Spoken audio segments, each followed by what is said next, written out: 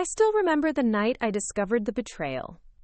The rain hammered against my apartment window as I sat hunched over my laptop, fingers flying across the keys, weaving the final threads of the novel that had consumed my every waking thought for the past 2 years. It was past midnight, and the dim desk lamp cast a yellow halo over my scattered notes and scribbled outlines. In that pool of light, I was home. But then came the email notification, its ping sharp and unwelcome. I frowned, stretching cramped muscles, and clicked it open. The subject line read, "Congratulations on the launch." It was from a publisher I didn't recall contacting. My heart skipped. Odd. I opened the attachment. The title page alone should have tipped me off. M.L. Kingsworth. Not my name, my sister's. My breath caught as I scrolled. There, in pristine typeset, was my story. My characters, my plot twists, my heartbreaks, and my triumphs. Now packaged as someone else's work. The spine of the PDF bent in my trembling hands. "No," I whispered. "No, this can't be real." Images of my half-typed draft flashed through my mind. Late nights fueled by coffee, the ache in my shoulders from leaning into the words, the tears I cried when my protagonist found her voice at the novel's climax. Those words were blood, sweat, and soul. And now they belonged to her. My sister, Lucinda, the high-achieving wonder child who always had my parents' praise before me. She'd read my manuscript months ago under the guise of helping me edit. She stroked my hair as I wept over plot holes, offering gentle encouragement. But while I was vulnerable, she was taking notes. Every scene, every character arc, every line I'd agonized over, and rewriting it in her own voice. I pulled up my unfinished draft folder. My manuscript file named _worth2_mlav.docx blinked at me. I opened it. My text started exactly where hers had begun, but in hers, the heroine's name had changed. The small-town bookstore became a city library, subtle rewordings turning my raw emotions into cool, polished prose. The kernel was mine, the presentation was hers. Anger flared hot in my chest. How dare she? How dare she think she could steal my life's work and pass it off as her own? I wanted to scream. I wanted to destroy every copy. But my hands shook too violently to click the delete button. I remembered the day I first trusted her with my manuscript. It was early spring and the air smelled of new beginnings. I handed her the printed pages with childish excitement, certain she would root for me. Instead, she took them in her slender hands and smiled, a slow, calculating curl of her lips that I mistook for pride. Now, I realized it had been something else, triumph. My pulse thundered. I opened a search window and typed her name. There, already live on retailers' sites, was the listing, The Tides of Destiny by M.L. Kingsworth. Pre-order available. Release date, next month. I clicked it open. The cover featured a silhouette of a woman standing at the edge of a stormy coastline. The synopsis was mine, almost verbatim. Reviews were already trickling in. A breathtaking debut. Kingsworth's prose is luminous. A fresh voice in contemporary fiction. I couldn't put it down. My vision blurred with tears. I tapped the corner of my desk to collect myself. I would not let this break me. I had choices. I could drag her name through the mud, file lawsuits, expose her in every literary forum. But I knew my story would always be whispered as the one that got stolen. No readers would ever know the truth. I would be a cautionary tale. Or I could fight back on my terms, self-publish under my own name, rise above her theft, and prove that the genuine voice behind the words was mine alone. If she wanted the credit, fine, but I had the original, I had the passion. I stood, pushed back my chair, and paced. I grabbed my phone and dialed my best friend and fellow writer, Jonas. He answered groggily, voice thick with sleep. I nearly shouted, "He's plagiarizing me! She's stealing my book!" But I caught myself. No hysterics. Calm strategy. "Jonas, listen, I need you to help me. I'm going to self-publish. I'm going to do it fast, professionally, and I need your cover design skills, your editing eye, everything." There was a pause. Then, "I'm up. Give me 10 minutes. I ended the call and sat back at my desk. I opened a new document. Project Reclamation. I typed my pen name, Althea Rowan. A nod to my grandmother, who wrote poetry under her own anonymous pseudonym. I whispered the name to myself. Yes, that felt right. I outlined my plan in bullet points. Times, finalize manuscript by this weekend. Times, send to Jonas for design and proofreading by Monday. Times, launch date, 2 weeks from today. Times, social media blitz, teasers, excerpts, behind the scenes, live stream Q&A. Times, press release with focus on independent author angle. Triumph over adversity. My heart thumped with adrenaline. The rain continued its relentless assault on the window panes, but inside me, a storm of determination raged. A sudden bang at my apartment door jolted me. I froze. My mind raced. Could she have followed me? Was she going to confront me? Could she call the cops, claim some twisted ownership? I hesitated, hand on the doorknob. The knock came again, softer this time. Ava, it's me, Lucinda's voice called. My throat tightened. I glanced at my screen. My name and pen name side by side. I lifted my head and called back. Go away, Lucci. The knock stopped. Silence followed. My breath shuddered. She'd crossed a line. And now I would show her exactly what happens when you teach a sister wrong. Before we jump back in, tell us where you're from. If this story moves you, please subscribe. Tomorrow, I have a special story for you. My hands trembled long after Lucci's knock faded into the night. I stared at the blinking cursor on my screen, a silent sentinel waiting for my next command. The rain had eased to a soft patter, the world outside transformed into a watercolor blur. Inside, my mind spun webs of strategy and fear. I took a deep breath and reminded myself, this was my story, not Lucinda's, not M.L. Kingsworth, mine. By dawn, I was elbow-deep in edits. I reread my manuscript with fresh eyes, smoothing out sentences, sharpening dialogue, reinforcing the emotional beats. Every word felt like a declaration of independence. The protagonist, Mara Winters, was no longer just a character. She was an embodiment of my own resilience. I paused when the phone rang again. It was Jonas. He sounded energized, coffee in hand. I've seen a dozen half-baked cover ideas, but none fit the story's heart like this. His voice crackled with enthusiasm. Send me your notes. I'll mock up something by afternoon. I grinned. You're my hero. He laughed. Don't get sentimental. Just email me the files. And Ava, good luck with Lucci.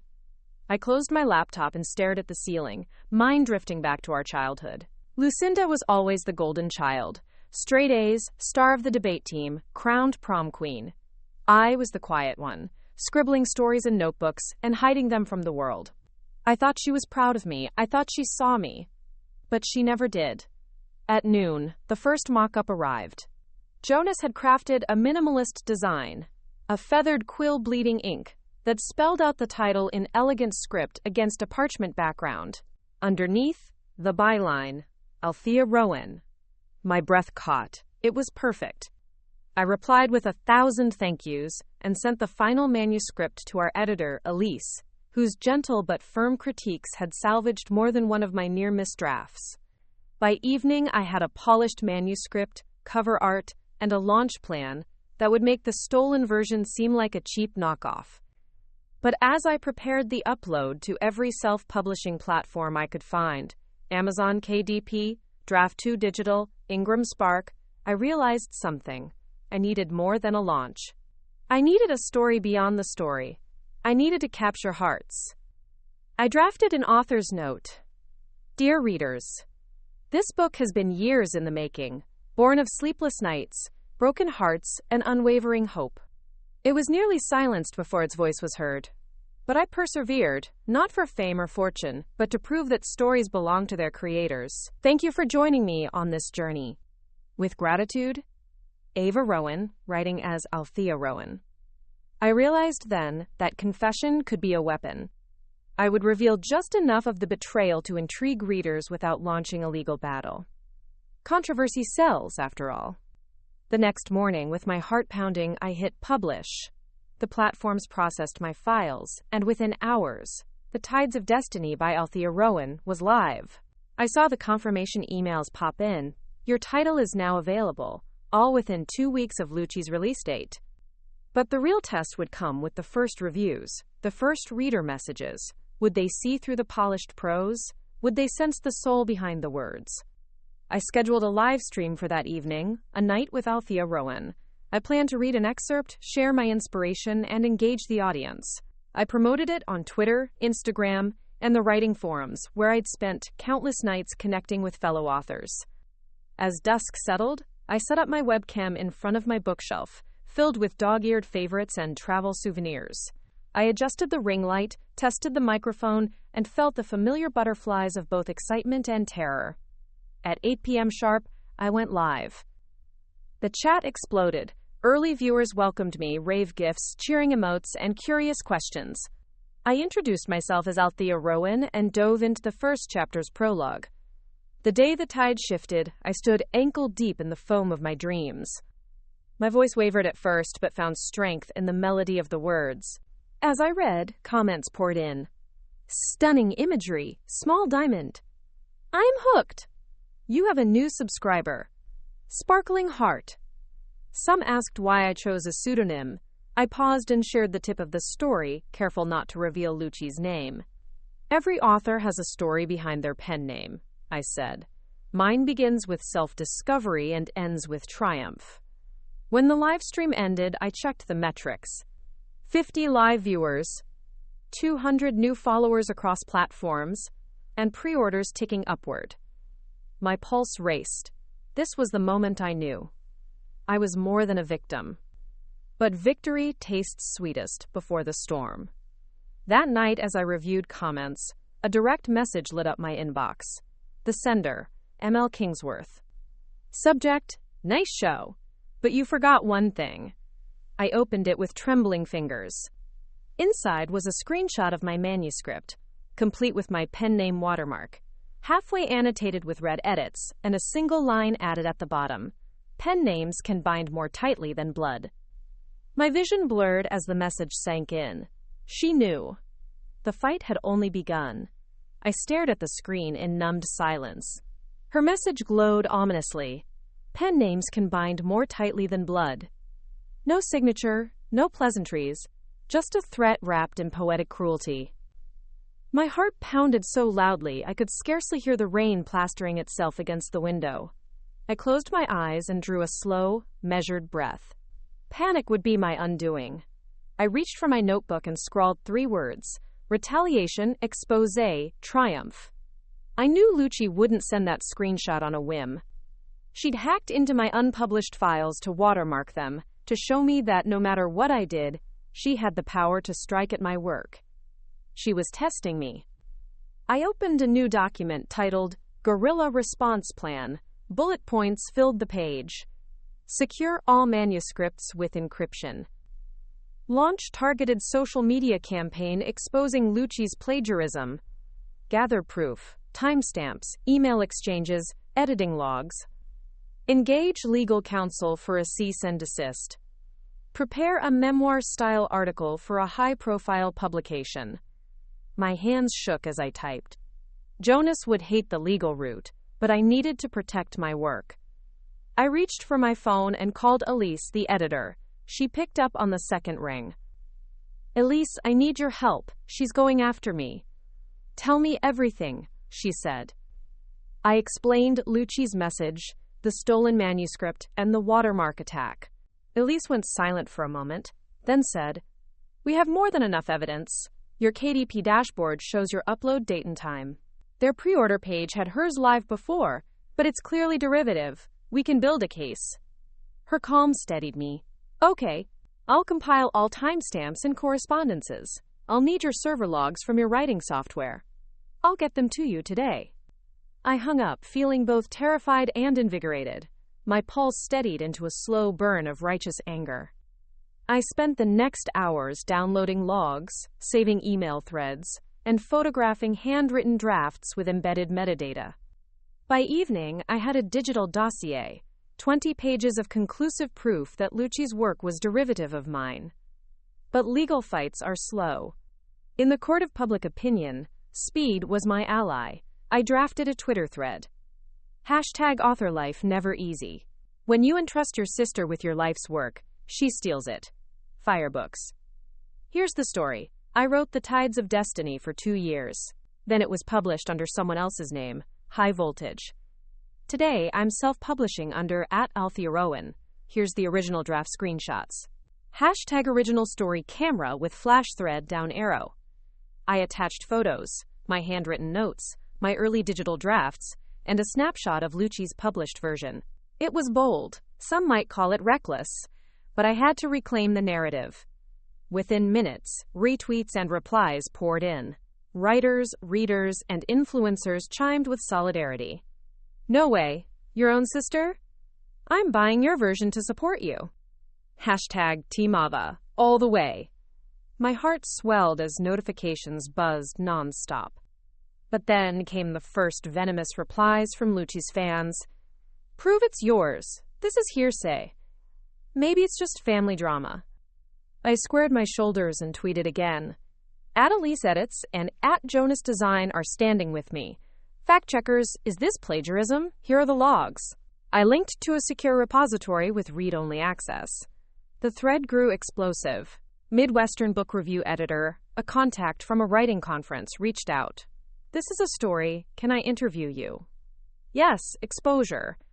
Meanwhile, Lucci's account lurked silent. Her silence a challenge. I dared her to defend herself. The next morning brought a message from my literary lawyer. We can file a DMCA takedown on Lucci's listing. The forms are prepared. File by tonight. I had to think fast. If I filed immediately, Lucci's version would vanish. Some celebrating, some condemning. But the backlash might paint me as a bully.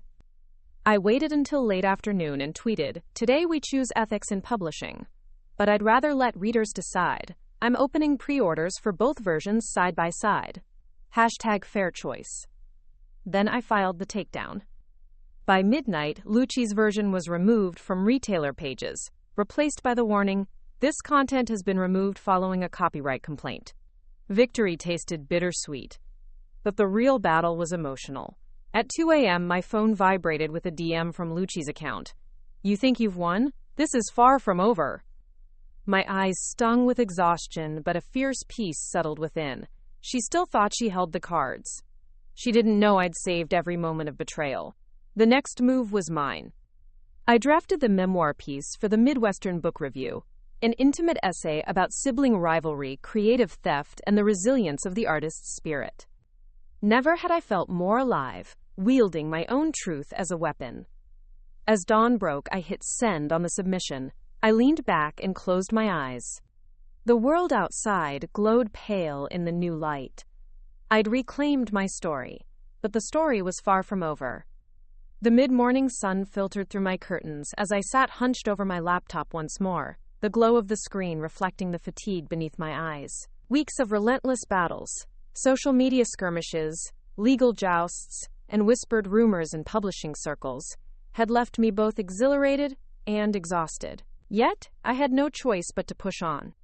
Jonas had just finished the latest cover variation for the memoir essay I planned to release through Midwestern Book Review, a textured ink-stained design, evoking the pain and beauty of creation. This will resonate, he'd told me. I believed him. Meanwhile, the essay had gone live that morning, titled Blood Ties and Ink Stains, My Fight for Creative Ownership. It laid bare every detail. The childhood trust, the betrayal's sting, the painstaking proof I'd gathered, and the message from Lucinda that haunted my nights. Within hours, readership soared. Comments streamed in. Your courage is inspiring. This gave me goosebumps. I'm sharing this with my writing group. Small Diamond. Publishers began reaching out, offering guest posts, interviews, and support. The literary community rallied around me like a shield. But I sensed a shift. Lucinda, ever the strategist, had gone silent. Her absence in the public arena felt like the calm before a storm. One afternoon, my phone buzzed with an unknown number. Dr. Marcus Flynn. A deep voice introduced himself. I'm a journalist for The Atlantic. I've been following your story. May I ask you some questions? An Atlantic feature? This was beyond my wildest dreams. I booked a video interview for the next day. That night, I prepared. I printed out key messages: resilience, artistic integrity, the power of truth. I reviewed potential questions about my writing process, my relationship with Lucinda, and my hopes for the future. At 10 a.m., Dr. Flynn appeared on my screen, calm and professional. "Ava," he began, "your story has captured the imagination of readers worldwide. Tell me, what do you think drives creative theft within families?" I thought back to childhood holidays, long nights in my room crafting worlds my parents never saw. "Fear," I said softly. "Fear that one sibling's light dims the other's. When admiration turns to envy, people do desperate things. But I choose creation over destruction." He nodded. "Powerful. And what do you hope readers take away?" "That your voice matters. That even when others try to steal your story, you can reclaim it and tell it better than anyone else." The interview went smoothly, and the Atlantic's editors promised publication within a week. The next morning, I woke to an influx of press mentions: literary podcasts, book blogs, and even a segment on the local morning show. But beneath the triumph, a nagging dread formed in my chest. Lucinda's silence was unsettling. I longed for her next move. My hand hovered over the phone, ready to dial her, but I held back. I would let her make the first misstep. Instead, I focused on my manuscript. Part of me yearned to return to the solace of fiction, to lose myself in Mara Winters's journey. Writing chapters beyond chapter 20, I felt the old joy, the sweet escape. Yet each keystroke echoed with the memory of Lucy's theft. In the evenings, I hosted small virtual gatherings for fellow writers, Ask the Author sessions, webinars on self-publishing, and roundtables on ethical authorship. The community grew stronger around me. One evening, as I signed off a Q&A, my email pinged with a special alert. The Atlantic article had landed on their homepage. My phone lit up with notifications, retweets, article shares, and messages from fans across Europe, the UK, and the USA. Then, out of the blue, Lucinda messaged me directly on Instagram. "Well done, but you're still singing to the wrong audience. Meet me where it all began if you want the final truth. Midnight." No location, no signature, just a riddle. My pulse quickened. Where it began? Our childhood home? The coast? The local bookstore where I first dreamed up my story? She was leading me into her trap. But I couldn't back down. I typed back one word: where? Seconds later, her reply appeared: "The old pier, midnight, be there alone." My breath caught. The pier at midnight, haunted by childhood memories of fear and wonder, where we once dared each other to whisper secrets into the waves. I stared at the message. The moon's reflection shimmered on the rain-slicked pavement outside my window. This was it, the ultimate confrontation. The moon hung low and golden as I approached the old pier, its weathered planks creaking underfoot. A damp breeze carried the tang of salt and driftwood, and each gust seemed to whisper memories of our childhood dares, ghost stories and secrets traded under star-splotched skies. Tonight, those memories were laced with dread. Lucinda had challenged me to meet her here at midnight, alone. "What are you playing at?" I muttered, pulling my jacket tighter against the chill. The dock lights flickered, their pale beams casting long, trembling shadows on the water's surface. I paused by the pier entrance, scanning the darkness beyond. No sign of Lucy, only the rhythmic slap of waves and the distant call of a lone gull. I stepped forward, each footfall echoing in the hush. My heart pounded, adrenaline sharpening my senses. The old pier's boards, soaked from the recent rain, glimmered under the moonlight. I could almost hear my own breath, shallow and insistent. Halfway down the pier, I spotted a single folding chair. On it lay a stack of papers, manuscript pages bound by a crimson ribbon, and beside it, my childhood journal. The sight sent a ripple of nausea through me. She had planned this meticulously. I reached the chair and hesitated. The journal's leather cover was worn, my initials embossed in gold. Memories flooded back. The day I'd discovered its blank pages were my sanctuary, the day I'd shared one poem with Lucy, only for her to criticize my childish rhymes. Then I saw it, a note pinned to the top page of the manuscript stack. In Lucinda's elegant script, it read, "You wanted the final truth. Read these, and you'll understand why blood isn't thicker than ink. Continue when ready." My pulse thundered. I lifted the top sheet and recognized my own words. Scenes from Mara Winters' story, lined in red annotations, scathing comments in the margins. Each critique cut deeper than any blade. Self-indulgent, lacks conviction, sentimental drivel, rewrite, weak character motivations. Her handwriting curled around my prose like barbed wire. A sob caught in my throat. Every moment of vulnerability I'd poured into my work, she'd twisted into weapons to wound me. I sank onto the chair, clutching the pages. A single lamp overhead sputtered and died, plunging me into deeper darkness. My phone buzzed, screen illuminating Lucinda's face in a video call. She stood at the pier's entrance, silhouette sharp and cold. "Don't run away," she said, voice smooth as obsidian. "Read, absorb. Then decide if you still have the right to call yourself a writer." I pressed the phone to speaker and set it beside me. A low crackle echoed through the pier's wooden ribs as Lucy took a step forward, her expression hidden in shadow. I forced myself to inhale, to steady my racing mind. I rifled through the papers until I found something unexpected. A page labeled Chapter 25, The Revelation. My manuscript ended at Chapter 24. This was new. I unfolded it. The text told a different story. Our story, twisted. A fictionalized account of my life, where I'd stolen her ideas, where she was the true creative genius suppressed by my envy. It painted me as the villain, her as the sacrificial sister, the martyr. I scrolled through, eyes widening. Scenes I'd never written. Her voice, her perspective, fleshed out this alternate narrative. She'd crafted an entire counterpart novel meant to tear me down, to claim moral victory. "This is why I did it," Lucy's voice rang out as she approached. "I loved you once, Ava, but every time you closed your door with your nose in a notebook, every time I heard your dreams, I grew smaller. I lost myself to your words, so I showed the world you're nothing without me." I rose, clutching the papers as if they could shield me. "You manipulated me, you stole from me, lied about me. You can't just rewrite history." She tilted her head. The moonlight revealed the icy triumph in her eyes.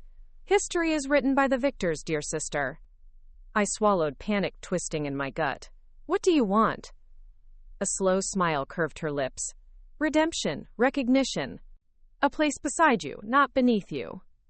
"You think you deserve that? After everything?" She laughed, a hollow sound slipping into the night. "Look around, Ava. Who do readers support? The underdog? Or the deceitful?" My new novel is already gaining traction. I leaked an excerpt. People are praising my voice, saying it's raw and honest. Not like your contrived fantasies. My blood froze. I'd been so focused on my own platform, my own story, I'd failed to guard against her back-channel strategies. Then I remembered the mid-May countdown, the Atlantic piece, the webinar series, the memoir essay. I still had the community riding at my back. I stepped toward her, hands steadier than I felt. "You want recognition? I'll give it to you, on my terms. You'll read my words to the world, and I'll read yours. Side by side, you and I, an open dialogue. Readers decide who speaks truth." Her brow arched. "You'd do that?" I nodded, voice firm. "Because truth isn't stolen. It's shared. And it's stronger when it stands on its own." She paused, the tension of the moment stretching between us like the pier itself. Then, almost imperceptibly, she nodded. I exhaled, relief and adrenaline mingling. In that fragile truce, I realized something. Confrontation might be the end of our war, or the beginning of a new chapter. I gathered the papers and rose, bracing myself as the lamp overhead flickered back to life. The pier glowed in gray-silver light, the water calm beneath our feet. I cleared my throat. "Are you ready?" She folded her arms, expression unreadable. Then she met my gaze. This story took us a long time. If you like it, subscribe. Now, back to the story. And with that, we turned to face the pages, side by side, under the watchful eye of the moon, ready to share our truths with the world. I stood at the pier's edge, long after Lucinda's message vanished from my screen, the wooden boards groaning under the weight of my hesitation. The moon had climbed higher, casting silvery paths across the restless water. Every rustle of the wind felt like a whisper of yesterday, and every ripple against the pilings echoed the beat of my heart. I clutched the stack of pages against my chest, Lucinda's crimson ribbon now a noose tightening around my resolve. I had agreed to this. Side by side, truth laid bare. But the darker truth, that our shared history was tangled in resentment and secrets, hung over me like fog. The night was still. No distant call, no creak of a boat returning to harbor, only the slick boards beneath my boots and the rhythmic pulse of the tide. I pressed play on the recording app I'd set up on my phone, step one of our impromptu symposium. Tonight, we would read aloud, my words, her words, and let the world decide which sister spoke from the heart and which from bitterness. Behind me, a faint echo of movement caught my ear. My breath stuttered. Was she already here? I pivoted but saw only the moonlit expanse. Lucci? I called softly. You here? Silence answered. Then a gentle footfall, the unmistakable click of heels on wet wood. I turned. Lucinda emerged from the shadows, her silhouette rigid and poised. She carried a small lantern, its light a trembling glow swaying with each step. The lantern revealed her pale face, set, determined, unreadable. Our eyes met. For a heartbeat, time stilled. Ready? I asked. She inclined her head. Let's begin. I cleared my throat and set the manuscript in Jonas's handcrafted wooden stand beside Lucinda's annotated pages. The lantern's glow reflected off the glossy cover of my new paperback, and on the other side her leather-bound draft, edges frayed from her obsessive revisions. I lifted my first page and began. The day Mara Winters held the letter from her publisher, she felt the tremor of hope surge through her veins like wildfire. My voice wavered as I continued, the familiar cadence of my narrative filling the night air. I felt Lucinda's gaze, sharp as a dart, probing each intonation. I read until my voice ached, until the warmth of memory blurred into present fear. When I finished, I glanced at Lucinda. Her lips were pressed into a thin line. Without a word, she lifted her pages and began her reading. They said the pen was mightier than the sword, but for Henrietta Kingsworth, the dagger lay in her sister's words. She read with quiet precision, each syllable an incision. The fictionalized account of my life spilled into the darkness, her tone both mournful and accusing.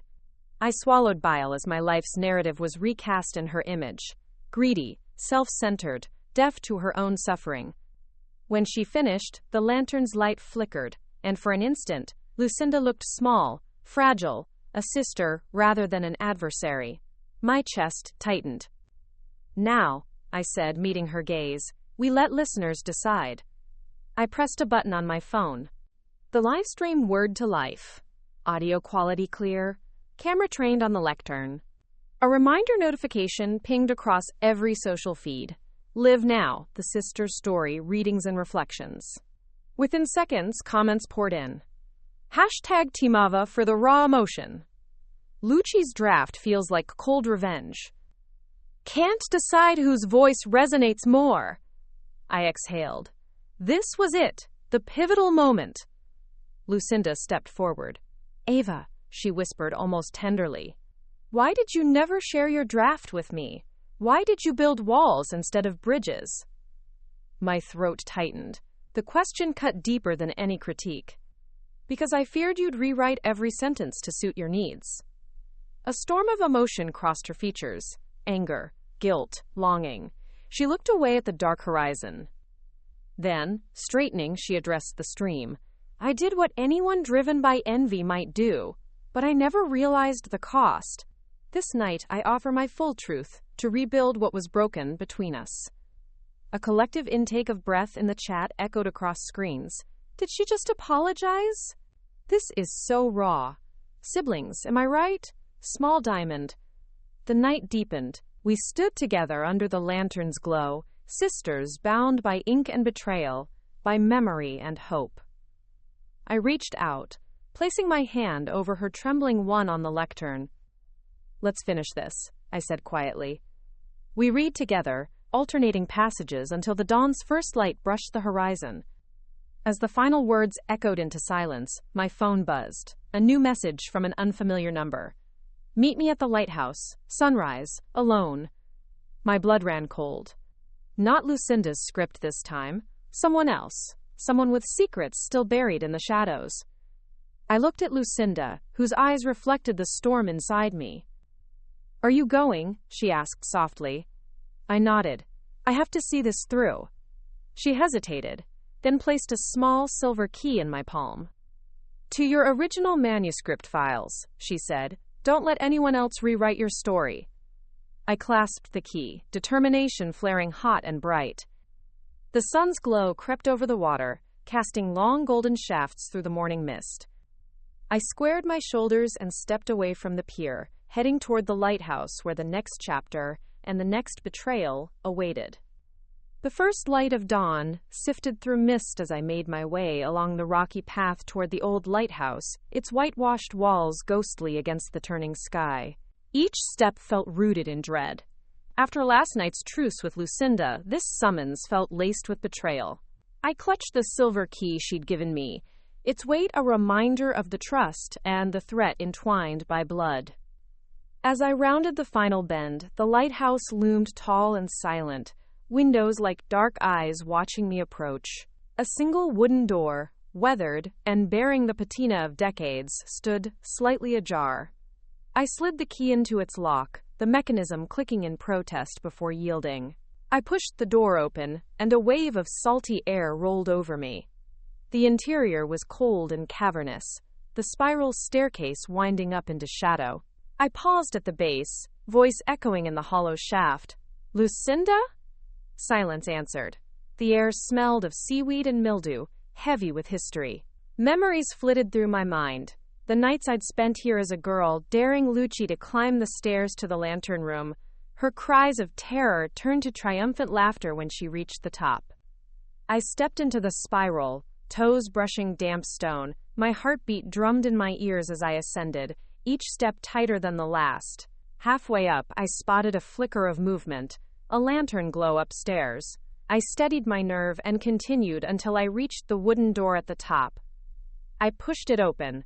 The lantern room unfolded before me, panoramic windows framing an endless sea. The morning sun was a bleeding orb rising over the horizon. At the center of the room stood Lucinda, her back to me, silhouetted as she arranged objects on a circular table. I swallowed, voice catching. "Lucci, what is this?" She turned, eyes bright with a precarious mix of excitement and regret. On the table lay two antique writing implements. An ivory quill tied with a crimson ribbon, and a sleek modern fountain pen engraved with my pen name, Althea Rowan. "Welcome," she said softly, "to the final act." My breath caught. "Final act of what?" Her lips curved. "Of our story." I thought the world needed both our voices, but revealing mine was never enough. I had to test yours one last time, and now I invite you to the ultimate collaboration. I glanced at the two pens. "Collaboration?" She nodded. "Yes, we write together, a single novel, two perspectives, one truth. Then the world will choose whose chapter resonates, whose voice cuts deeper." I felt a surge of both hope and suspicion. Why this? Why here? This lighthouse was where we first learned to write, scribbling stories by lantern light. Isn't it fitting our final chapter begins where it all started? I looked around, taking in the dust motes dancing in gold shafts of light. My childhood dreams and fears pulsed in the air. "And if I refuse?" She lifted her chin. "Then we return to the battlefield. My voice against yours, in every forum, every bookstore. Battle lines drawn. But ask yourself, what legacy do you want? Ongoing war, or a shared story that heals and inspires?" I swallowed, recalling the live stream readings, the Atlantic feature, the solidarity of readers. Collaboration felt like surrender, or perhaps redemption. My hand twitched toward the fountain pen. Lucinda's gaze softened. I never meant to hurt you, Ava, but we both needed this reckoning. Together, we can create something neither of us could alone. I stared at the fountain pen's inscription. Althea Rowan, my hard-fought name. Could I trust her to honor that? My fingers trembled as I traced the engraving. A distant thunder rolled through the lantern room, a storm stirring out at sea. I inhaled deeply, tasting salt and possibility. I set the key beside the quill, then picked up the engraved pen. Lucinda matched my motion, selecting the quill. We sat opposite each other, pages blank before us. One pen, one page, she whispered. You start. I placed the tip to the page and wrote, I never believed in happy endings until I realized endings are just new beginnings. Lucinda's quill danced alongside mine, her words weaving a counterpoint. And I never feared my voice until I heard you speak your truth aloud. We wrote on, alternating sentences, paragraphs, the rhythm of our prose mirroring our reconciliation. Outside, storm clouds gathered, unleashing a roar of wind and rain against the windows. We ignored the tempest, lost in the delicate dance of creation. When the first drops of rain began to patter on the glass, we laid down our pens. The page before us held a joint narrative. 2 sisters, 2 voices, one story of betrayal and redemption. Lucinda reached across the table, her hand brushing mine.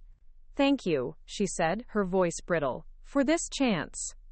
I nodded, eyes wet. Thank you for this too. She rose, lifting the page to the lantern's light. Let them decide. Then, softly, I love you, sister. I watched as she tucked the quill into her belt and replaced the fountain pen with my own tools. She opened the door for me, and we descended the spiral together. The storm raged outside, but below the lighthouse, the world seemed new. Side by side, we walked down to the path that led back to civilization, a single, shared story tucked safely in our hands. As we stepped into the storm, my phone buzzed with a new notification. Our joint manuscript had already started trending on pre-order lists. The world was waiting. Together, the thunder rolled like an ancient warning as I approached the old pier once more. Rain slashed the sky in sheets, drumming against the wooden planks in relentless tattoo. I pulled my coat tighter, the collar soaked through, and forced each breath to be steady.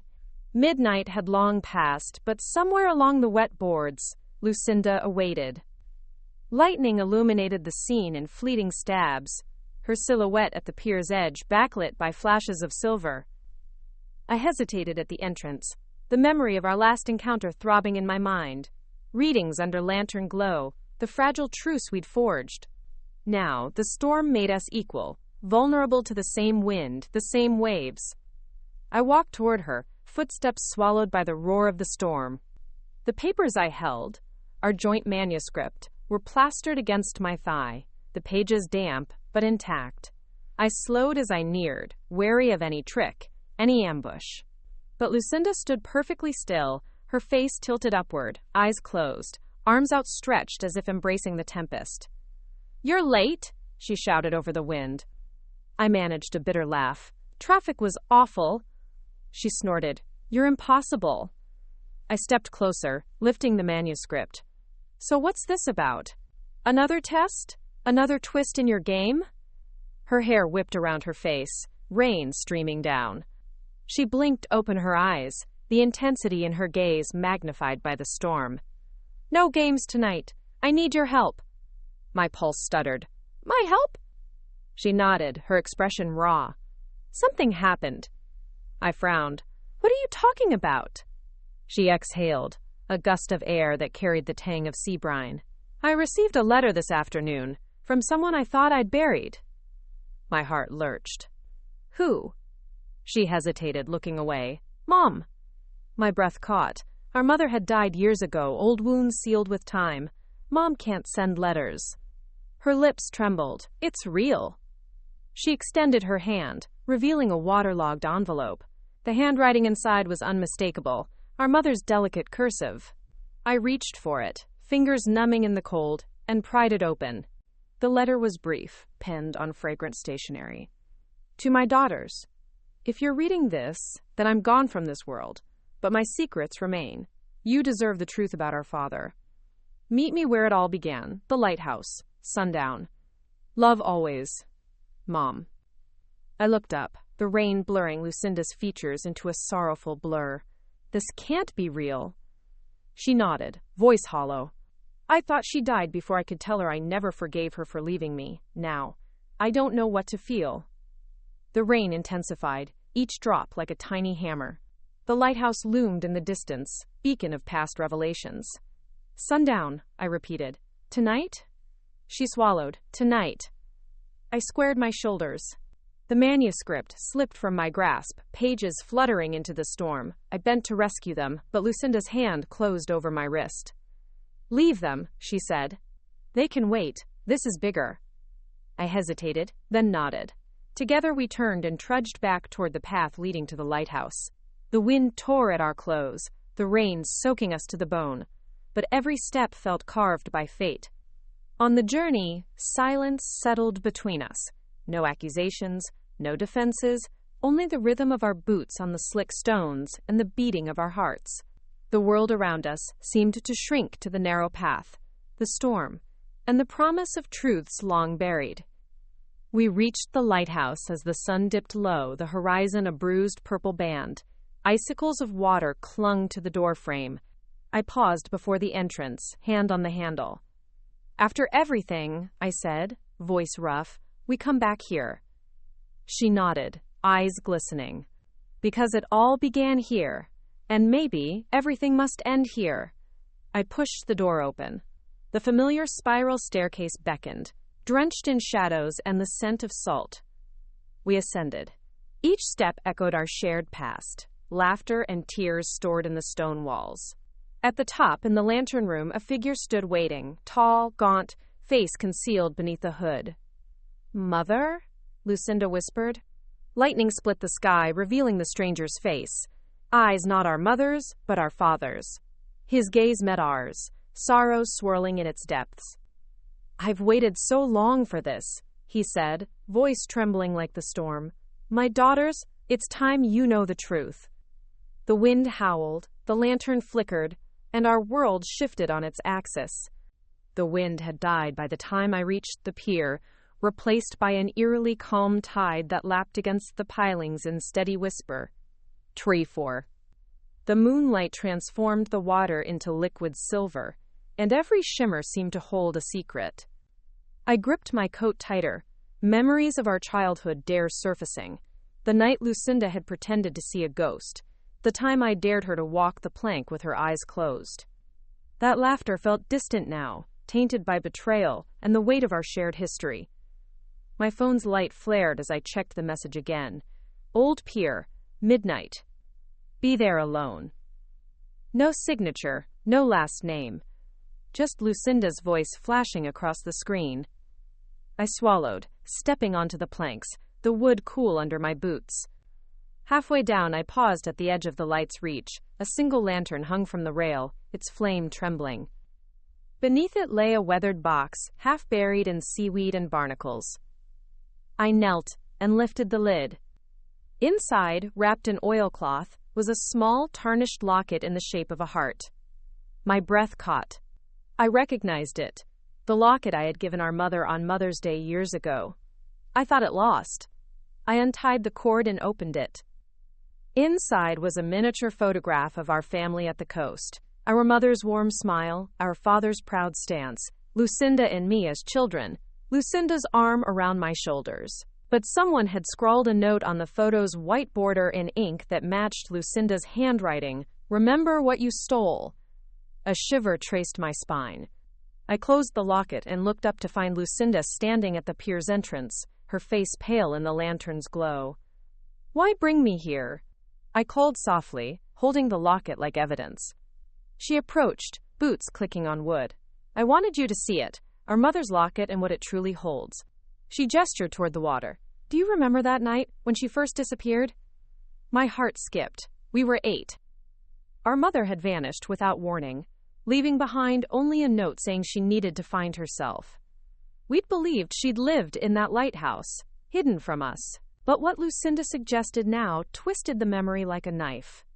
Lucinda knelt beside me, wet seaweed clinging to her jeans. We were never alone that night. I followed her, but when I reached the lighthouse, she was gone. I found this locket on the rocks below. Tarnished, broken. I thought she'd thrown it down. I tightened my grip on the locket. Why show me this now? Quote. She looked out at the water, voice catching. Because I found her letter, the one you haven't seen.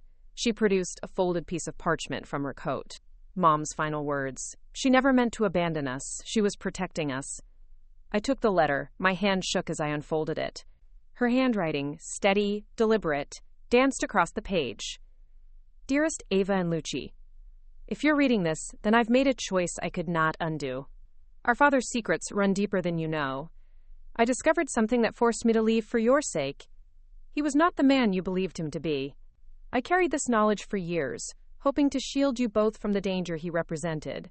I hope, one day you'll forgive me. With all my love. Mom. I looked up, shock and sorrow flooding me. Dad? Lucinda nodded, tears glistening. He never loved her properly. His ambitions. She swallowed, voice breaking. He was involved in things. Terrible things. Mom found out and chose to flee rather than put us in harm's way. My vision blurred. The father I'd idolized was a stranger, a threat. I closed my eyes, the moonlight blurring with tears. Lucinda stood and reached for my hand. I wanted you to know. We fought over words and manuscripts, but we never fought for the truth. I exhaled, chest tight. All this time, I thought I'd lost her because she didn't love us.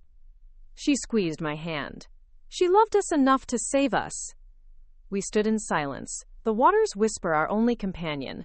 The locket felt heavy in my hand, a circle unbroken, a reminder of the past and a promise for the future.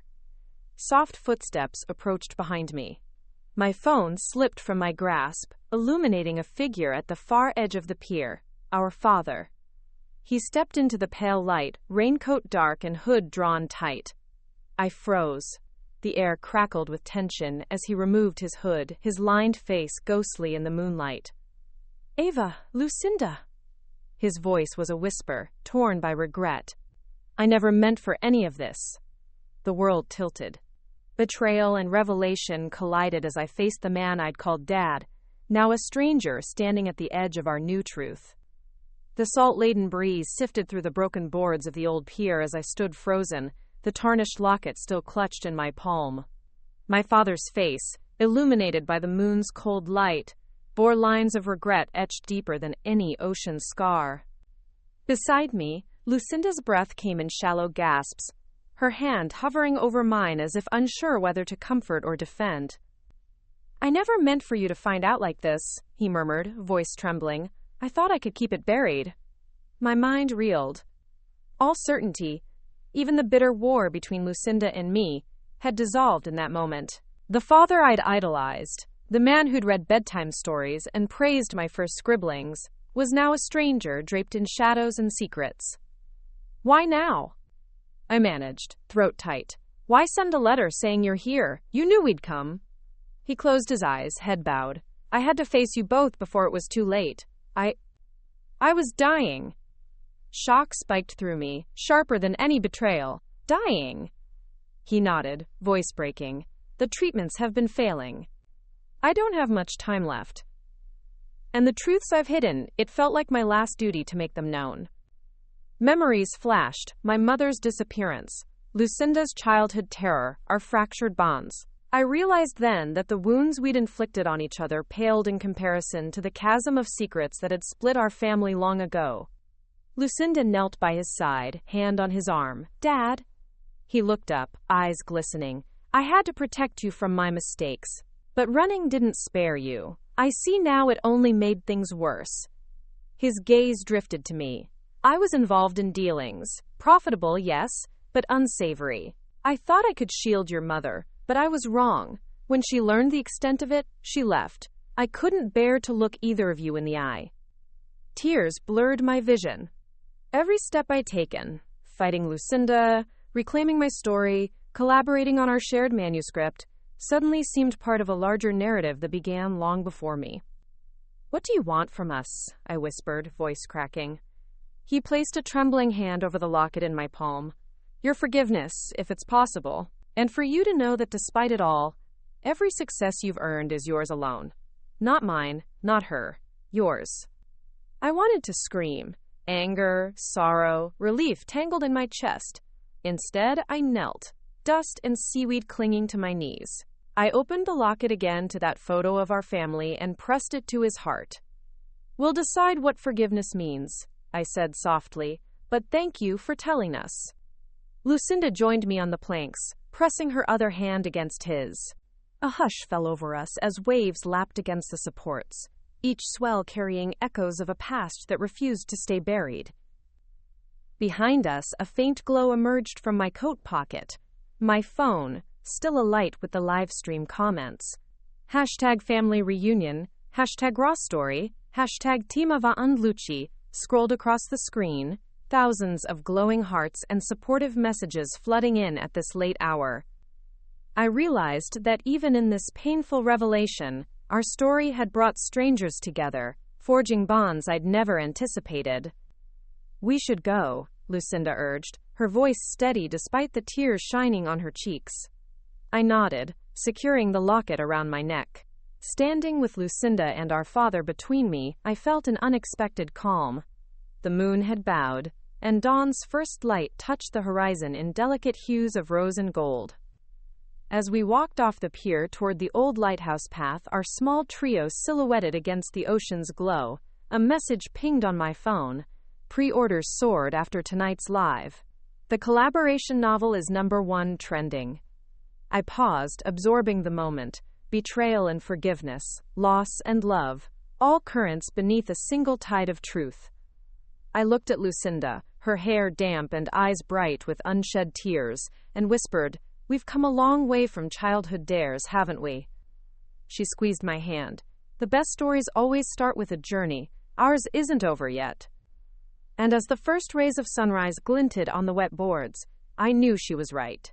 Our story, woven from strands of anger, redemption, and unbreakable bonds, had only just begun its greatest chapter. The old pier stretched into the encroaching darkness like a fragile spine, each creaking board a memory of laughter and tears. I stepped onto it, heart pounding in sync with the distant crash of waves against the seawall. The lanterns along the railing cast pools of muted gold, revealing nothing but shadows and the endless expanse of night. My phone's screen glowed in my hand, the last message from Lucinda buzzing in the silence. "Be alone. Be honest. Be honest." The words echoed in my mind, a demand and a promise. What truth awaited me here? The sting of betrayal, the rush of triumph, the fragility of family, it all converged in this moment. I walked slowly, every sense alert to the hush around me. The salty air stung my cheeks and my coat flapped like a mourning flag around my knees. Halfway down the pier, I paused, scanning the horizon. No sign of Lucinda. Then I saw her, seated on the edge of the pier, legs dangling over the side. Her figure was small against the vast darkness, shoulders hunched. "Ava," she whispered without looking up. I closed the distance and sat beside her, the board groaning under our combined weight. "You came," she said softly. "I always do." I glanced at the water below, a black mirror flecked by moonlight. Silence stretched between us until Lucinda exhaled. "I wanted you to see the place where everything began and nearly ended." She held out a small vial, the glass glinting in the lamplight. My breath hitched. "What's that?" "Blood from the bloodroot plant." She unscrewed the cap, releasing a faint earthy scent. "It's supposed to bind secrets. They used it in old folk magic, spilled on words to keep them from being forgotten or stolen." I stared at the vial. "You brought me folk magic?" She smirked, but her eyes were haunted. "I'm desperate. I'll try anything to set things right between us, and to protect our story." I traced the glass with my finger. "Our story is already out there, on screens and pages. What's one more drop of bloodroot?" Lucinda's smile faltered. "It's not for the world, it's for us, to seal our bond, so neither of us can ever betray the other again." My pulse thundered. She held the vial toward me, her hand trembling. Will you do it with me? Pour a drop on our jointly penned manuscript? I hesitated. The manuscript in my coat pocket felt warm, a living testament to our reconciliation. If I agreed, would I trap our creativity? Our freedom? Yet the idea of a bond, blood and ink intertwined, was deeply tempting. I looked at Lucinda, silhouetted against the sea. What if it goes wrong? What if it tears us apart instead? Her gaze softened. Then we'll face it together, just like everything else. I reached for the vial. My thumb pressed against the stopper. It popped free, releasing a drop of deep crimson. Together, we uncorked our pens, mine silver-tipped, hers feathered, and pricked our thumbs. A single bead of blood welled on each of our skin. On the first page, she whispered. We lifted the joint manuscript and dabbed our drops onto the parchment's margin, the ink swirling crimson in the lamplight before blending into the letters.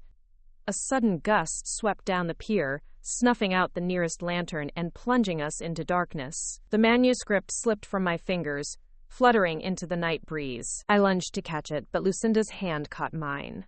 Let it be, she said. I nodded, breathless. Let it be. As the wind howled, we sat side by side in silence, our pulses synchronized, blood and ink binding us in a pact neither darkness nor betrayal could undo. And somewhere in the deep black of the sea, a lone light blinked, a vessel charting a course through hidden waters, a reminder that family, like stories, can find its way through the darkest tides. The pre-dawn haze clung to the pier like a shroud, transforming familiar boards into ghostly pathways. I descended the narrow stairway from my apartment to the shore, each step weighted with a mix of dread and determination. Lucinda's message burned in my mind. Be alone. No mention of collaboration this time, no room for backup. It was a summons into solitude. The air was thick with brine, each breath tasting of salt and sorrow. My fingers brushed the butt of the book I carried, our joint manuscript, now damp from last night's storm. I knew it would remain unread for tonight.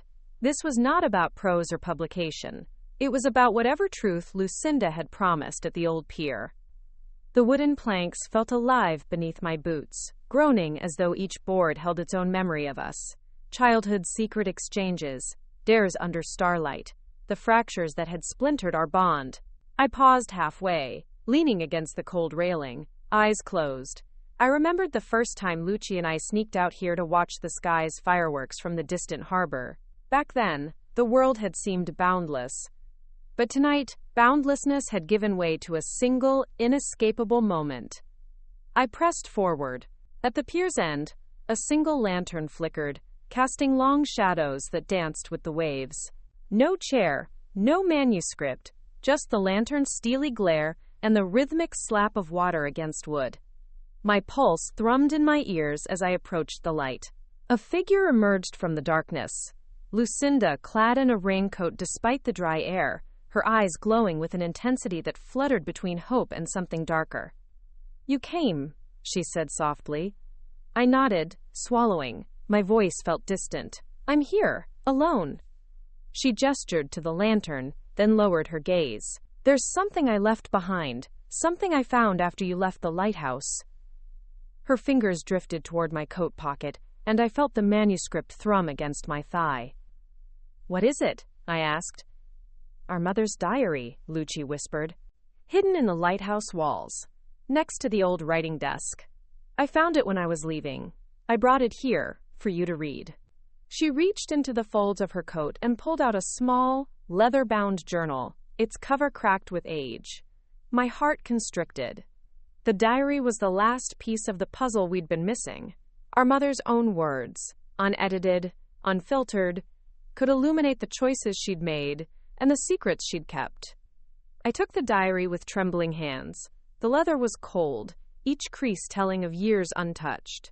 I sat on the edge of the pier, Lucinda keeping a respectful distance. Are you sure? I asked, thumb hovering over the latch. She nodded. I want you to hear her voice, not mine or yours. With a deep breath, I opened the cover. The first page bore our mother's looping script. December 14th, 1995. The night I realized the world I've built is one too small for their futures. I read the date, and the lines blurred as tears welled. I write this now, my dearest Ava and Lucinda, because I must unburden my heart before everything changes. Your father's ambitions have grown monstrous, devouring his conscience in pursuit of more. I've seen what his choices cost: friends, fortune, and ultimately, our safety. I cannot stand by as his legacy consumes you both. If you find this, know that I left not out of hate, but out of fierce love. Love that compelled me to become a ghost in your lives to protect you from the storm I helped unleash. My voice quivered as I continued. I carry memories of your laughter, your rivalries, and the spark of imagination in your eyes. I chose exile so that your stories, my stories of you, might continue untainted. Do not blame me. Blame the demons I could not confront. And forgive me, my precious daughters, for I fear forgiveness may be the hardest gift to receive. I closed the diary, heart pounding so violently I feared Lucinda could hear. She moved closer, placing a gentle hand on my shoulder. She loved us, Lucci said, voice soft. I nodded, swallowing past the lump in my throat. She did. We sat in silence as the horizon brightened with the promise of dawn. The old diary lay open on the pier's planks, its pages fluttering in the light breeze. Suddenly, my phone buzzed, an alert that jolted me back to the present. Despite the personal revelations, the collaboration novel sales skyrocketed overnight. Readers can't get enough. I let out a shaky laugh. Even our mother's diary can't outshine our joint story. Lucinda smiled sadly. Maybe the world needed our story first, but now they can understand the roots that made us who we are. I closed the diary and stood, slipping it into my bag. Come on, we have to deliver this to Elise. She'll need to prepare excerpts and context. Lucinda nodded and followed me as I walked back down the pier. The first rays of sunlight turned the sea to molten gold. As we reached shore, I glanced back at the pier, our confessions and revelations etched into every board, every wave. And in that moment, I realized that our story, forged in betrayal and bound by blood, would continue to unfold, one page at a time. Delivering our mother's diary and the joint manuscript to Elise felt surreal. The editorial office of Midwestern Book Review was a hive of activity, its walls lined with framed covers of best-selling memoirs and novels. I stepped through the glass doors, the weight of our shared history tucked into my bag like a living thing. Elise greeted me with her warm, motherly smile. Ava, Lucinda, it's good to see you both. I've been preparing context for your readers. This diary will be the centerpiece of our next feature. Lucinda and I exchanged a look. Two sisters bound by blood and ink, finally walking the same path. We handed over the precious artifacts, and Elise ushered us to a private conference room. The polished table gleamed under the fluorescent lights, a stark contrast to the weathered pier and storm-lashed lighthouse of our recent past. As Elise paged through the diary's delicate parchment, I noticed tears catch in Lucinda's eyes. She really did it for us, Lucci whispered. I nodded, my throat tight. I know, it changes everything. Elise looked up, her expression both professional and deeply empathetic. Your story will resonate. Not just the theft and the betrayal, but the journey to forgiveness and unity. Readers need to see that redemption is possible, even after the darkest storms. I stared at the handwritten pages, each line a testament to our mother's sacrifice. The joint manuscript, with its intertwined voices, would stand as a testament to our reconciled bond. But what about Lucci's hidden novel, the one she'd crafted to undermine me? It lay buried in her files, collateral damage of our reconciliation. I wondered if its words might one day surface, an alternate truth waiting to be heard. Elise closed the diary and placed it gently in a protective sleeve. We'll serialize excerpts over the next week. Then we'll launch the full piece along with your collaboration novel's release. It's the perfect synergy. I exhaled. The plan felt solid, too solid. A nagging doubt scratched at my mind. What if there was more our mother hadn't revealed? More secrets buried deeper than betrayed manuscripts and hidden diaries? That evening, Lucinda and I sat in my living room, the joint manuscript open on the coffee table. We read through our collaborative chapters, each paragraph a reminder of how far we'd come.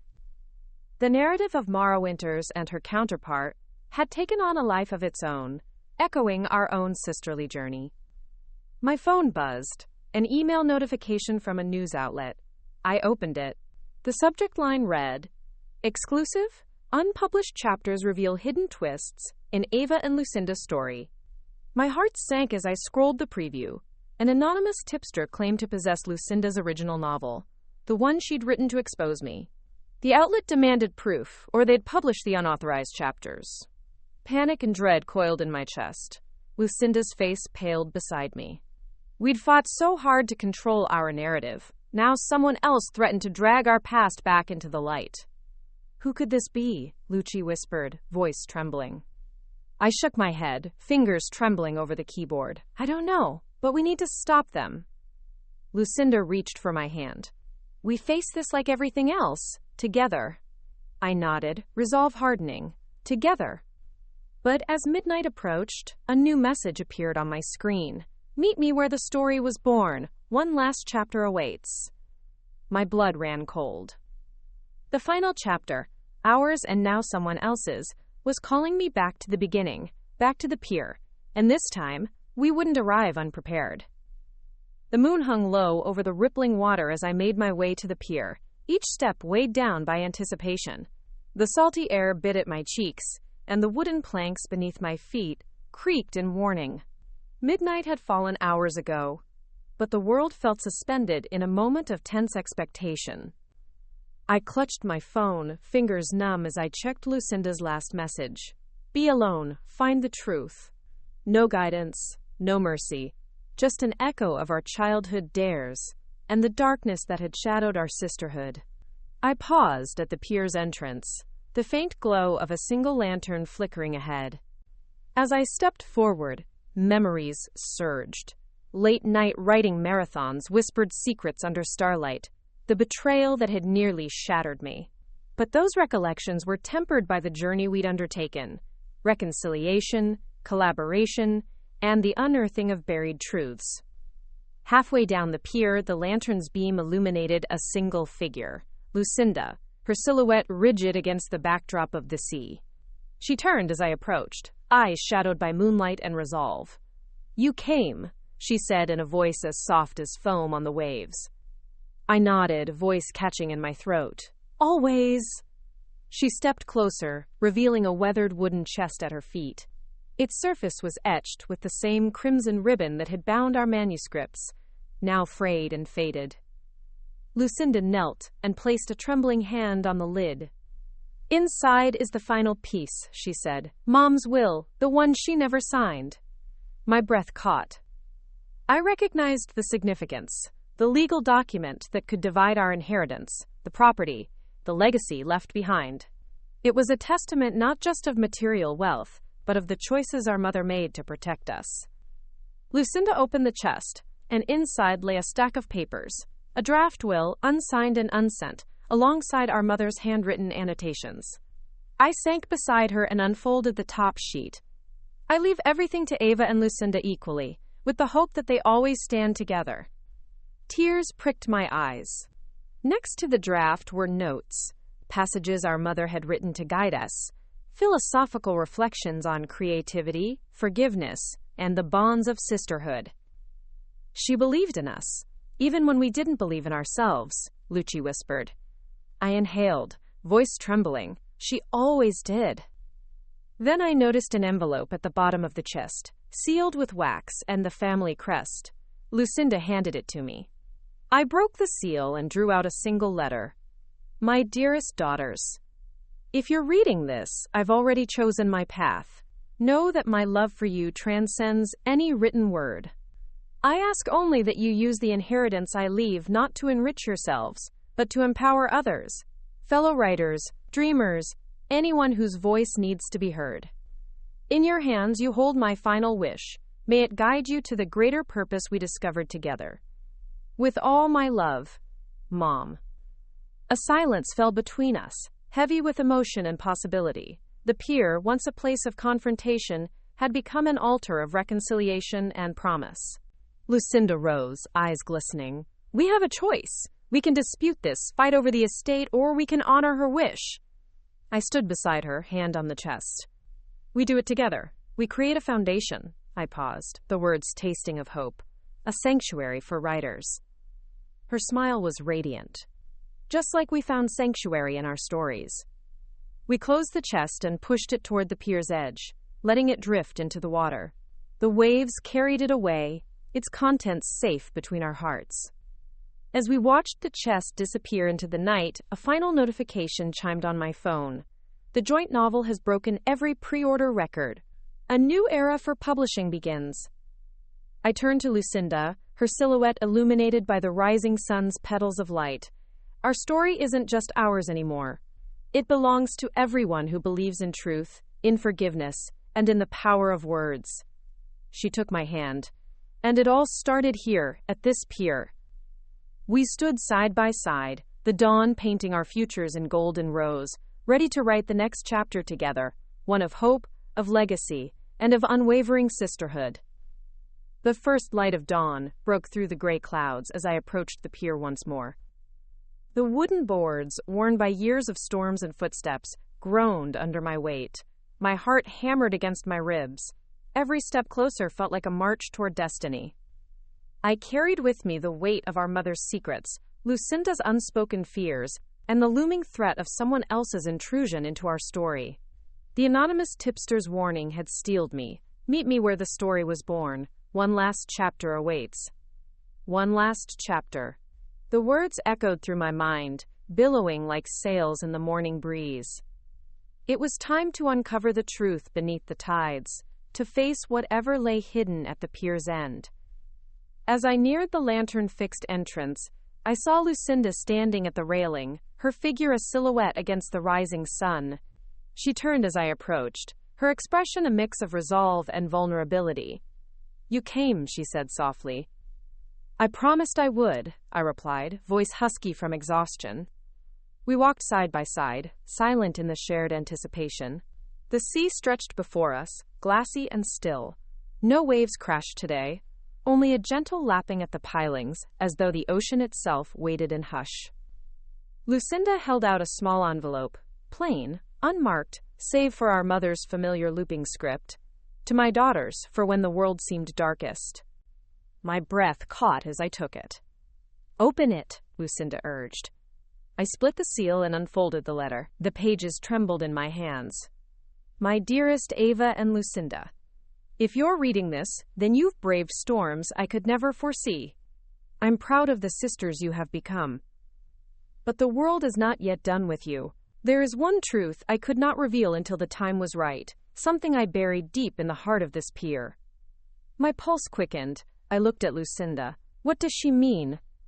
"It says buried in the heart of the pier," Lucci said, eyes wide. I scanned the rest of the letter. "Beneath the old lantern post lies the key to understanding our family's legacy. Seek it at high tide's turn. When the water recedes, the hidden chamber opens." High tide's turn. The tide was just past ebb. But if the tide receded enough, we might glimpse the secret. I glanced out at the water. It had pulled back substantially, revealing the barnacle-encrusted pilings and slimy rocks. "Let's go," I said, determination steady. We climbed over the railing and waded into the chilled water, each step sticky with seaweed. The lantern post stood like a sentinel, its light extinguished, its base worn smooth by years of spray. I knelt at the edge and brushed algae aside, revealing a circular hatch carved into the wood. "This must be it," Lucinda whispered. I pried at the hatch's edge, fingers numb, and lifted it. Below yawned a narrow shaft, led into darkness, its walls slick and cold. A narrow ladder descended into the unknown. "After you," Lucinda offered, her voice tight. I paused, adrenaline surging. Fear gnawed at my resolve, but I swallowed hard and started down the ladder. Each rung threatened to slip from beneath me, but I pressed on until my feet hit solid ground in a small, submersed chamber. The water was waist-high, the air dank and stale. Lamps flickered on the chamber walls, illuminating crates and dusty artifacts. In the center stood an old wooden desk, our mother's writing desk, its surface etched with initials and date markings. I waded toward it, eyes scanning the surrounding shelves. Among the relics were letters from publishers, unsent apology notes from our father, and drafts of stories neither Lucinda nor I had seen. On the desk lay a single leather-bound book, its cover embossed with the initials MK. I opened it with reverence. The pages inside were blank at first. Then I gasped. On the first page, words appeared as though inscribed by invisible ink under the lamp's glow. My final manuscript, unfinished but true. Only you, my daughters, can complete what I began. Write the last chapter together, and you will find the path forward. My heart thundered. The chamber hummed with weightless expectancy. Behind me, Lucinda's voice echoed softly. Our mother's pen calls us one final collaboration. I closed the book's cover gently and looked at her. Are you ready? She smiled, eyes bright with unshed tears. Always. And as the lanterns flickered, the secret chamber held its breath, waiting for their pens to seal the final testament of the Kingsworth legacy. Midnight's shadow lay thick over the pier as I stepped onto the damp wooden planks, the joint manuscript and mother's final diary heavy in my backpack. The title chamber loomed behind me, its metal hatch sealed until dawn. Above, stars shone coldly through the wisps of fog. Every sense pulsed with the weight of our legacy, and the promise of the unseen manuscript waiting within that hidden room. I paused at the lantern post, its light extinguished. Around me, the lapping water whispered, promises? Warnings? I took a deep breath, recalling our mother's final words etched on the first page. Only you can complete what I began. I found the hatch, its edges glinting in faint moonlight, and lifted it with practiced ease. The ladder descended into the chamber we'd uncovered 15 nights ago. My hand shook as I grabbed the first rung. Each step downward carried me further from the world above, into the silent heart of our family's history. At the base of the ladder, the lamps flickered on, welcoming me. The old desk stood at the center, surrounded by artifacts. The unfinished manuscript lay unopened, thick leather binding etched with my mother's initials. I set my backpack down and approached it reverently. The title page read simply, The Story of Kingsworth by M.K. No subtitle, no flourish. My heart thudded in my chest as I opened the cover. The first page was blank, a canvas waiting for the final stroke. Then the text began, sparse sentences in my mother's elegant script. I once believed a story could be finished in ink alone, but I was wrong. Every life is a narrative of twists and turns no pen can predict. To my daughters, I leave this draft, not as an ending, but as a beginning. Fill its pages with the truth only you know. Quote, I traced the words with my fingers, tears welling. The draft ran 20 pages deep, loosely outlining a narrative that mirrored our own. Sister writers torn apart, a stolen manuscript, a journey through betrayal and reconciliation. But then, abruptly, it stopped. The final chapter was missing. Instead, a single note. To finish, reveal your souls. I closed the manuscript and sank into the chair. What did she mean? How could we, two sisters who'd wielded words as weapons and shields, now expose our souls to complete her vision? My phone buzzed, a message from Lucinda. I'm here. Let's finish this. I looked at the empty pages, pencil in hand. Outside, the tide rumbled in the chamber's inlet, reminding me of time's relentless pull. I whispered to the stillness, Mom, we'll finish it, together. And with that vow, I began to write on the blank page. We are sisters bound by blood and ink. The echo of my opening words filled the chamber as I awaited Lucinda's arrival, ready to reveal our souls and complete the story our mother began. The first rays of dawn were still a promise, not yet a reality, as I stepped onto the pier at Lucinda's behest. My coat hung open against the chill air, the pages of our mother's manuscripts tucked safely under one arm. I paused at the midway point where the tide's ebb had deposited small pools of icy seawater, reflecting the pale sky. I held my breath as I heard footsteps behind me. Lucinda emerged from the shadows, her expression solemn but unguarded. No games tonight, only truth.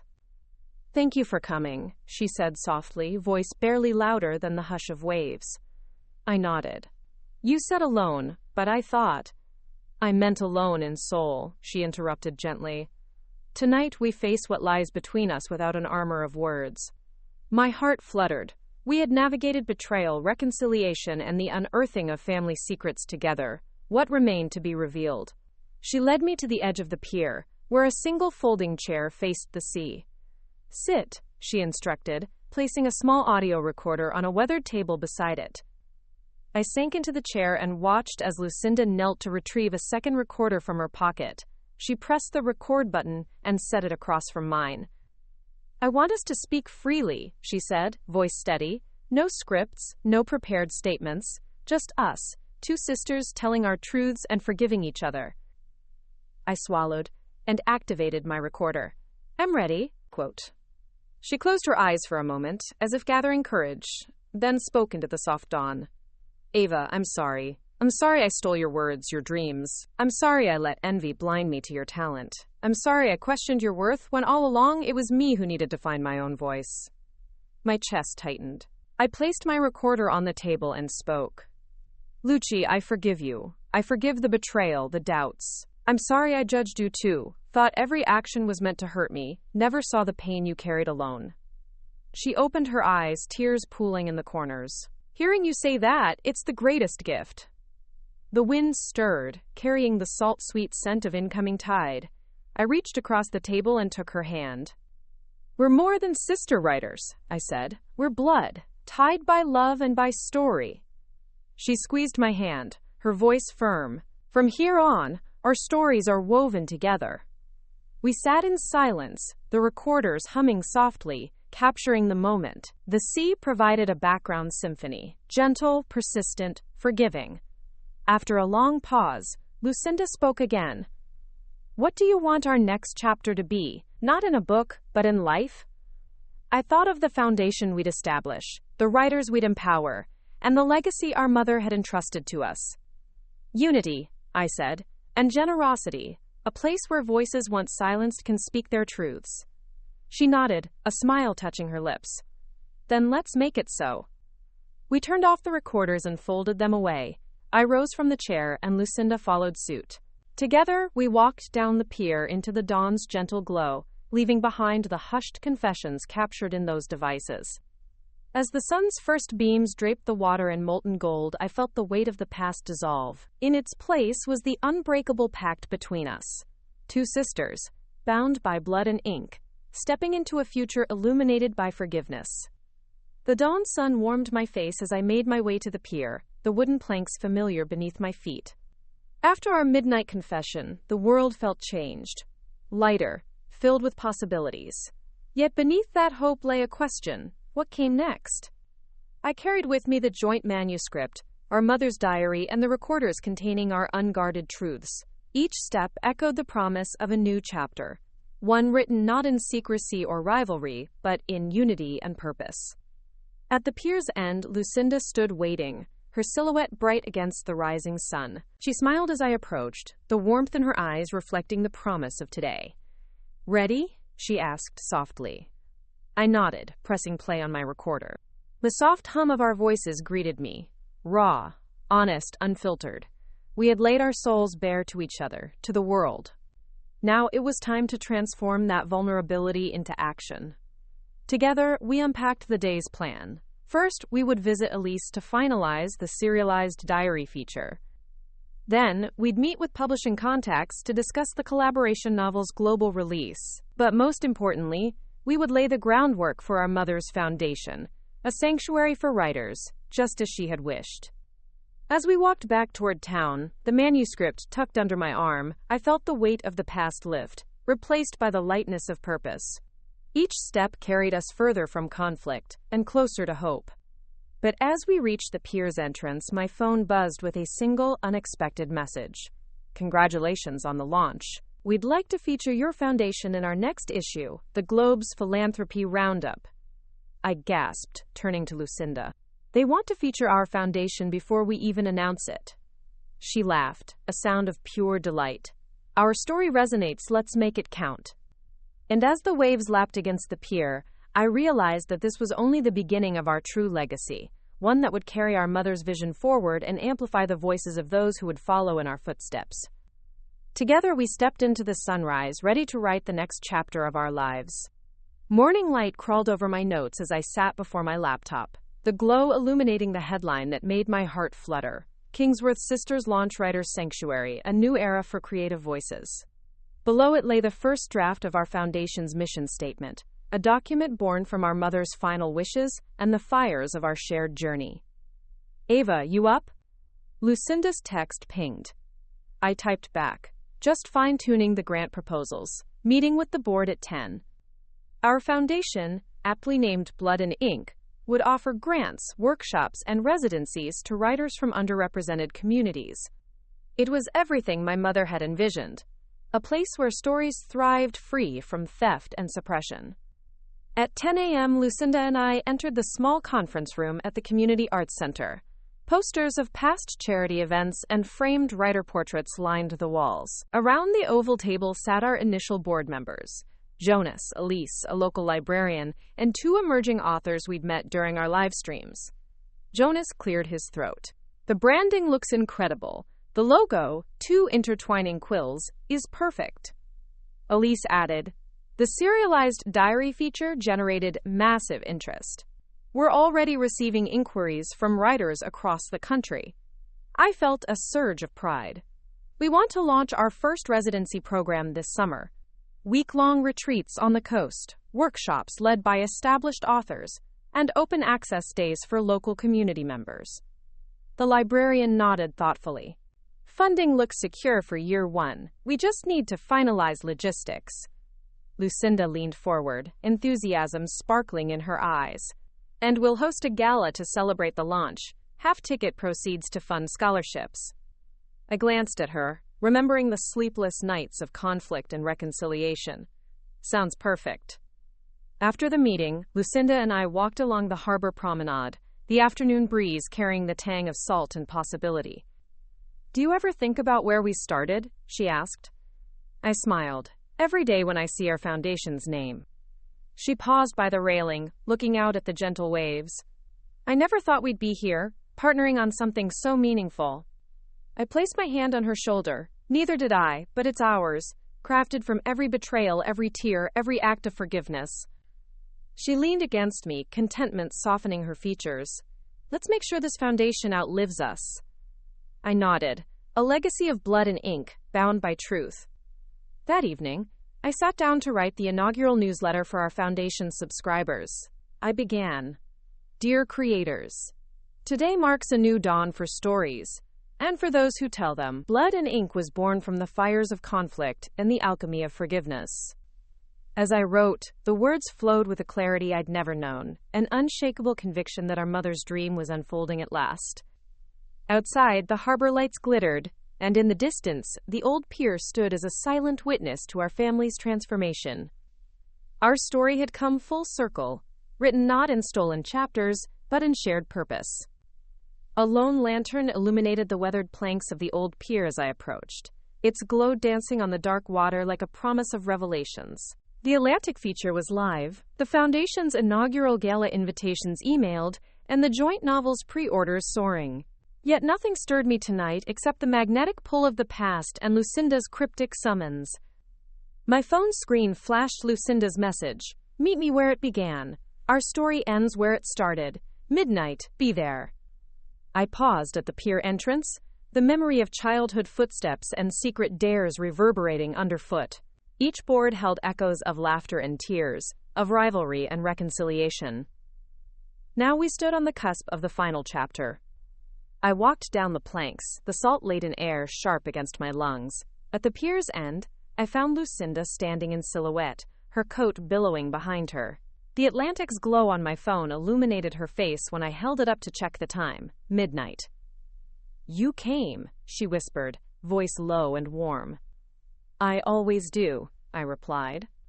She stepped aside, revealing a small easel holding the final copy of our mother's unfinished manuscript, now complete with our joint epilogue, and the recording of our dawn confession. The leather cover gleamed under the lantern's light. "This is it," Lucinda said, "the final piece of our family story." I approached and gently touched the manuscript spine. We started here as dreamers. We confronted betrayal, uncovered truths, and forged hope. Now we finished together. Lucinda nodded, her eyes reflecting the lantern's flicker. She lifted the lid of a wooden box at her feet, revealing a single fountain pen and quill dipped in crimson ink, a homage to blood and ink. "One last collaboration," she said, offering me the pen. I took it and joined her, each of us poised before blank pages that awaited our signatures. Together we signed, Ava Kingsworth and Lucinda Kingsworth. Whether sister or co-author, our bond is unbreakable. As the ink dried, we placed the pen and quill back into the box, sealing it with a wax stamp bearing our mother's crest. I exhaled, the weight of the moment settling like the tide. It's over, this chapter at least. Lucinda stepped closer, her hand finding mine. "It's only the beginning." We closed the manuscript and walked toward the lantern light. Behind us, the pier stretched into the vast, unknown, silent witness to our journey from innocence through conflict to unity. In my pocket, my phone buzzed, a notification from the Globe's Philanthropy Roundup. Our foundation would be featured tomorrow. I glanced at Lucinda and smiled. Hand in hand, we left the pier behind, our story etched not in stolen chapters but in shared truths and enduring love. 2 more great stories are next. Don't miss them. Subscribe and turn on notifications.